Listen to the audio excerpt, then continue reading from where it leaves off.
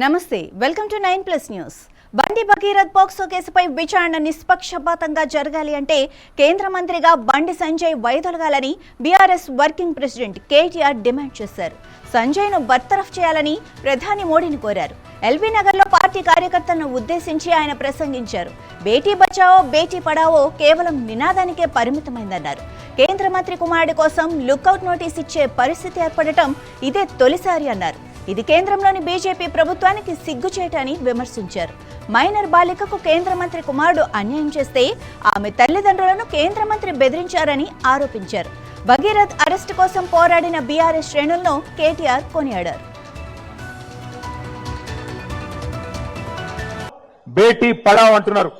కేవలం నినాదాలకే పరిమితమైతే న్యాయం జరగదు. మోడీ గారు బహుశా భారతదేశంలో మొట్టమొదటిసారి ఒక కేంద్ర మంత్రి కొడుకు మీద లుకౌట్ నోటీస్ ఇచ్చే పరిస్థితి వచ్చింది.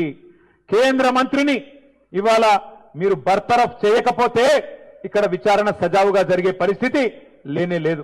ఎందుకంటే ఆ తప్పు చేసిన వ్యక్తిని దాచిపెట్టింది ఎవరు? 9 రోజులు ఎవరు దాచిపెట్టిండ్రు? ఆ కేంద్ర మంత్రి గారే కదా. ఇవాళ ఒక్కసారి దయచేసి ఆలోచన చేయండి. నిజంగా కూడా ఇలాంటి వ్యక్తులు పదవుల్లో కొనసాగుతూ ఉండడం అది తెలంగాణకే కాదు భారతదేశానికి కూడా అవమానకరం. మైనర్ బాలికకు అన్యాయం చేసింది కేంద్ర మంత్రి కొడుకైతే మైనర్ బాలిక తల్లిదండ్రుల్ని భయభ్రాంతులకు గురి చేసింది స్వయంగా కేంద్ర మంత్రి.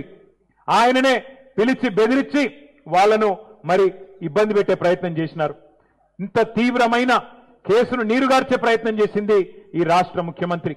హనీ ట్రాప్ అని మీడియాను మనీ ట్రాప్ లో వేసి మీడియాను గొంతు నొక్కి వాళ్ళను కూడా వార్తలు రానియకుండా చేసింది ముఖ్యమంత్రి, కేంద్ర మంత్రి ఇద్దరు కలిసి పెట్టిదంతా మీకెందుకు చెప్తున్నాను మీరు అనుకోవచ్చు. ఎందుకంటే ఒకటే ఒక్క డిమాండ్ మనందరిది ఈ సమావేశం ద్వారా, ఖచ్చితంగా కేంద్ర మంత్రి గారిని వెంటనే బర్తరఫ్ చేయాలని ఈ సమావేశం నుంచి మీ చప్పట్ల ద్వారా కేంద్ర ప్రభుత్వానికి మనం డిమాండ్ చేద్దాం. లేకపోతే ఏ ఆడపిల్ల కూడా ధైర్యం చేయదు. రేపు తన మీద ఏం జరిగినా, ఏ అఘాయిత్యం జరిగినా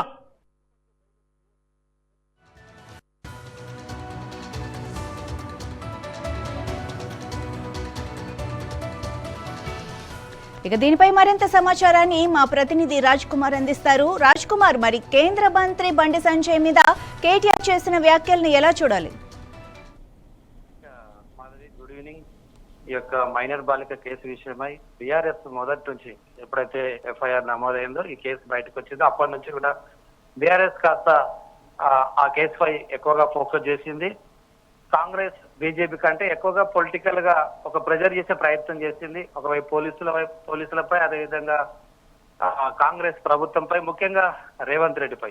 ఈ రోజు ఒక జరిగిన పార్టీ సమావేశంలో కేటీఆర్ డైరెక్ట్ గా రేవంత్ రెడ్డి మీద ఫైర్ అయ్యారు. మరోవైపు మోడీ బీజేపీ ప్రభుత్వం మీద కూడా ఫైర్ అయ్యారు. సో బండి సంజయ్ కుమారుడు భగీరథ్ ఆల్రెడీ జైలుకి వెళ్ళాడు కాబట్టి పోలీసులకు లొంగిపోయాడని బండి సంజయ్ అంటే అరెస్ట్ అయ్యారని పోలీసులు అంటారు. దీని మీద క్లారిటీ లేదు. సో కనుకనే విచారణ ఎలాంటి పక్షపాతం లేకుండా జరగాలి అంటే, బాలికకు ఆ కుటుంబానికి న్యాయం జరగాలంటే ఖచ్చితంగా కేంద్ర మంత్రి పదవిలో నుంచి వెంటనే బండి సంజయ్ ను బర్తరఫ్ చేయాలని డిమాండ్ చేశారు. అంటే రాజ్ కుమార్, మరి బండి సంజయ్ తప్పుకోకుంటే విచారణ సాఫీగా జరగదంటారా?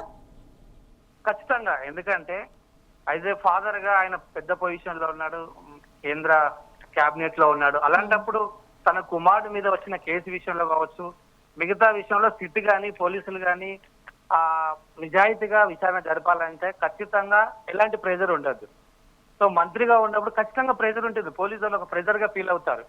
సో వాళ్ళు ఫ్రీగా ఈ కేసును హ్యాండిల్ చేయాలన్నా, విచారణ చేయాలన్నా, అసలు ప్రొసీజర్ ఫాలో కావాలన్నా, సెక్షన్లు ఫాలో కావాలన్నా ఖచ్చితంగా బండి సంజయ్ ఆ పదవిలో నుంచి తొలగిస్తే తప్ప, లేకపోతే రాజీనామా కానీ బర్తరఫ్ కానీ చేస్తే తప్ప ఈ కేసు ముందుకెళ్లే పరిస్థితి. ఎందుకంటే ఖచ్చితంగా పోలీసులపై ప్రెజర్ ఉంటుంది.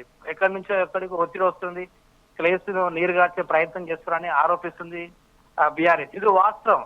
ఎందుకంటే నైతిక బాధ్యత వహించి గతంలో కొంతమంది వాళ్ళ పిల్లలు కావచ్చు, లేదా వాళ్ళ కుటుంబ సభ్యులు కావచ్చు, కొంత తప్పు చేసినప్పుడు కొంతమంది కేంద్ర మంత్రులుగా, ముఖ్యమంత్రులుగా ఉన్నప్పుడు మనం గతంలో అంటే కేంద్ర రాష్ట్ర రాజకీయాలు చూసినట్లయితే నైతిక బాధ్యత వహిస్తారు. అంటే వాళ్ళు స్వయంగా తప్పు చేయకపోయినప్పటికీ వాళ్ళ కుటుంబ సభ్యులు తప్పు చేశారు కాబట్టి పోలీస్ కేసు ముందుకెళ్ళాలి, న్యాయస్థానంలో అటువైపు ఉన్న వాళ్ళకు బాధితులకు న్యాయం జరగాలంటే కేసు నుండి కొంతకాలం తప్పుకున్న వాళ్ళు కూడా ఉన్నారు. సో అందుకని వాళ్ళ బీఆర్ఎస్ కూడా ఆరోపిస్తుంది ఖచ్చితంగా రాజీనామా చేయాలి. రాజీనామా చేయకపోతే మోడీ బర్తరఫ్ చేయాలి. ఎందుకంటే బేటీ పడావో బేటీ బచావో అని నినాదాలు చేస్తూ దేశం అంటే మా కుటుంబం, ధర్మం లాంటి అనేకమైన నినాదాలు ఇస్తుంటుంది బీజేపీ మోడీ ప్రభుత్వం.